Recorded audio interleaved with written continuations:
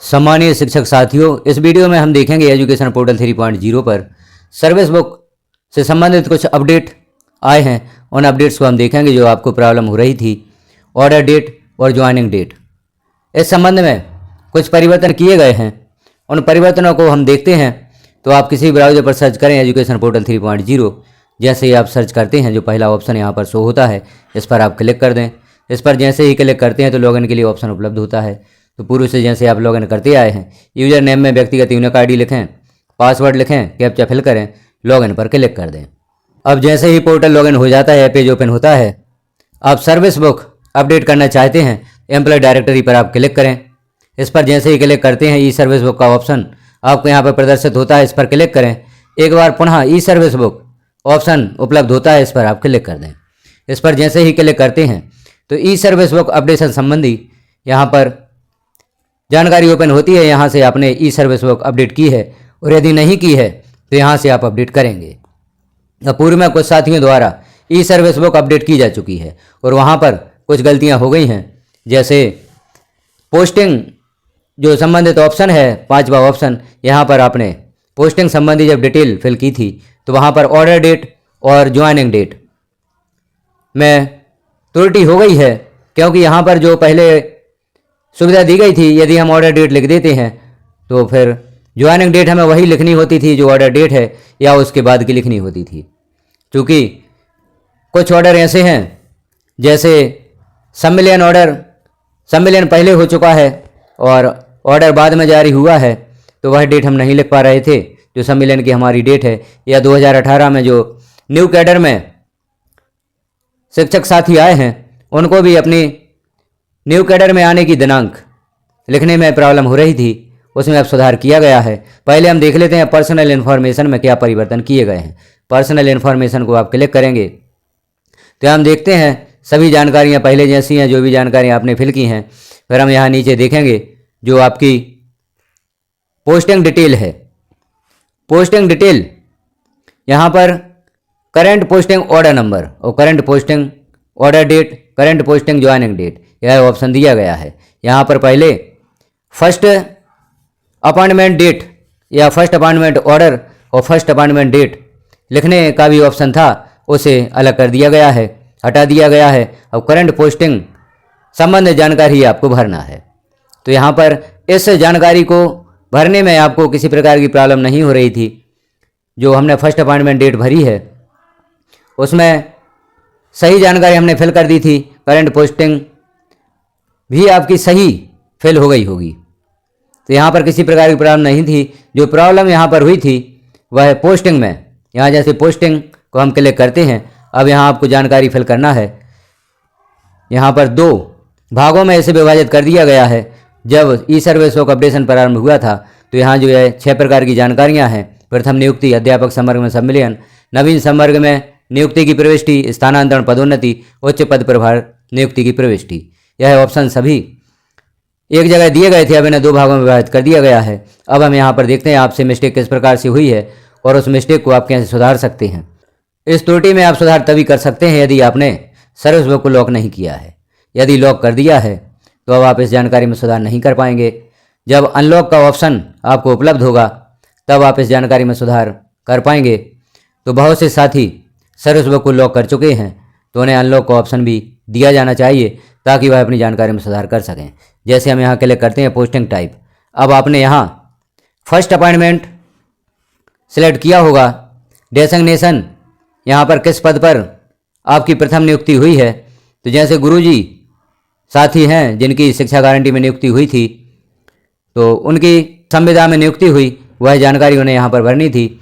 अब यहाँ order number लिखना है तो ऑर्डर नंबर आप लिख दें, जो भी ऑर्डर नंबर है। इसके पश्चात हम देखते हैं यहाँ पर ऑर्डर डेट आपने लिखी होगी। जैसे संविदा में नियुक्ति उनकी 2 वर्ष से 1 वर्ष पूर्व हो चुकी थी और ऑर्डर 1 वर्ष बाद जारी हुआ था। तो जैसे हम यहाँ पर ऑर्डर डेट लिखते हैं या ऑर्डर डेट सेलेक्ट करते हैं, पर ऑर्डर नंबर लिखा, ऑर्डर डेट लिखी 8/2/2010। अब हमें लिखना है ज्वाइनिंग डेट।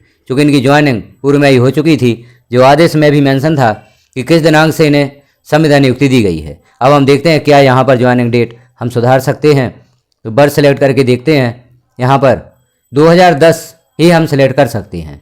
यहाँ पर 2008 सिलेक्ट नहीं हो रहा है क्योंकि उनको संविदा नियुक्ति 2008 में दी गई थी, तो इस जानकारी में किसी प्रकार का सुधार नहीं किया गया है।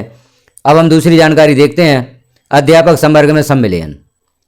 जैसे सहायक अध्यापक पद पर इनका सम्मेलन किया गया, ऑर्डर नंबर लिखा, ऑर्डर डेट यहाँ पर हम लिखते हैं जैसे 2008 में ऑर्डर जारी हुआ या 2007 में ही हुआ, लेकिन जिस मंथ में सम्मेलन हुआ उस मंथ के कुछ महीने बाद ऑर्डर जारी हुआ।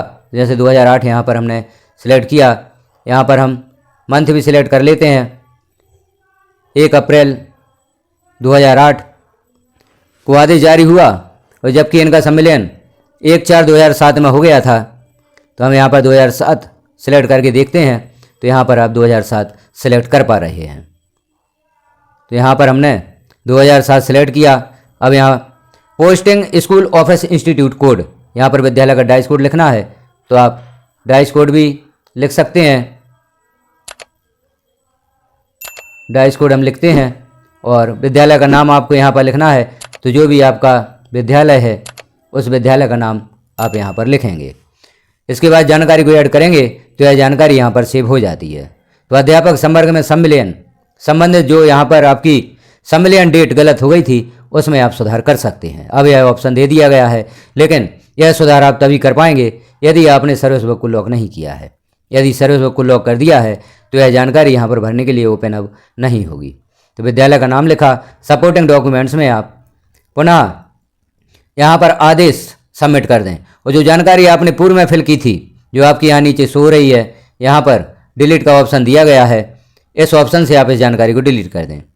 इस जानकारी को हटा सकते हैं और नई जानकारी जो सम्मेलन की है उसे यहाँ पर सबमिट कर सकते हैं। अब हम देखते हैं नवीन संवर्ग में नियुक्ति की प्रविष्टि। तो पोस्टिंग टाइप में आप अध्यापक संवर्ग से नवीन संवर्ग में नियुक्ति सिलेक्ट करें। यहाँ पर डेजिग्नेशन आपको सिलेक्ट करना है, तो जैसे हम प्राथमिक शिक्षक सिलेक्ट करते हैं, ऑर्डर नंबर लिखा, ऑर्डर डेट। अब अध्यापक संवर्ग में जो न्यू कैडर में आप आए हैं वह डेट आपको लिखना है, ऑर्डर डेट। चूँकि ऑर्डर बाद में जारी हुआ है तो यहाँ पर हम लगभग दिसंबर में यह ऑर्डर जारी हुए थे, तो हम यहाँ पर दिसंबर सेलेक्ट करते हैं। तो अपॉइंटमेंट डेट यहाँ पर लिखना है, कब आपको नवीन संवर्ग में नियुक्त किया गया है उस डेट को आप यहाँ सेलेक्ट करके देखें तो क्या यहाँ पर पूर्व की डेट आप सेलेक्ट कर सकते हैं। तो जैसे यहाँ पर 2018 है, इसके पूर्व के हम वर्ष देखते हैं तो यहाँ पर 2018 ही शो हो रहा है, और हम यहाँ पर मंथ भी सिलेक्ट करके देखते हैं, अप्रैल या जुलाई हम यहाँ पर सिलेक्ट करते हैं, 1 जुलाई, तो यहाँ पर यह डेट सेलेक्ट हो जाती है। तो इन जानकारियों में आप सुधार कर सकते हैं। तो आपने भी यदि यह जानकारी गलत फिल कर दी है तो इसमें सुधार अब आप कर सकते हैं। इस जानकारी को यहाँ पर सारी जानकारियाँ भरते हुए डॉक्यूमेंट्स सबमिट करते हुए आप ऐड कर दें। ऐड करने के पश्चात जो पूर्व में जानकारी आपने यहाँ पर सबमिट कर दी थी उस जानकारी को डिलीट कर दें। तो इस प्रकार से आप इन जानकारियों में सुधार कर सकते हैं। इन जानकारियों में सुधार करना आवश्यक है, यदि नहीं करते तो आपकी यहाँ वरिष्ठता गलत हो जाती है और वरिष्ठता में आप पीछे चले जाते हैं। तो आप इन जानकारियों में अभी सुधार कर लें, क्योंकि यहाँ पर यह अपडेट दे दिया गया है। उन साथियों के लिए जिनकी जानकारी पूर्व में गलत हो गई है, उन्होंने सर्विस बुक को लॉक भी कर दिया है, तो उनको भी अनलॉक का ऑप्शन होना चाहिए ताकि वह इन जानकारियों में सुधार कर सकें।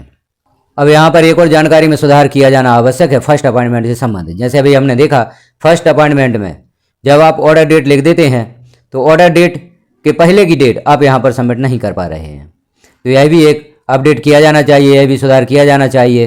जिन साथियों की सर्विस लॉक हो चुकी है उन्हें अनलॉक का ऑप्शन दिया जाना चाहिए, क्योंकि अभी यह ऑप्शन ना तो आप अपनी व्यक्तिगत यूनिक आईडी से लॉगिन करके कर सकते हैं, और ना ही अभी डीडीओ पर यह ऑप्शन दिया गया है कि सर्विस बुक को अनलॉक किया जाए। तो आप भी एक कमेंट करें, सर्विस बुक अनलॉक किया जाना चाहिए, ताकि आप भी अपनी जानकारी को सुधार सकें।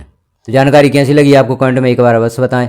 चैनल पर पहली बार है तो चैनल को सब्सक्राइब कर लें, बेल आइकन को क्लिक कर ऑल पर प्रेस कर दें, ताकि इस प्रकार की महत्वपूर्ण जानकारी आपको नोटिफिकेशन के रूप में प्राप्त हो सकें।